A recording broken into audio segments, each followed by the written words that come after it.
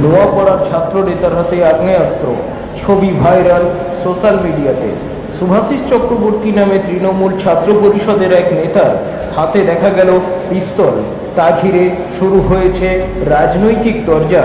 যদিও বাংলার শাসক দল দাবি করছে শুভাশিস দলের বা সংগঠনের কোনো পদেই নেই।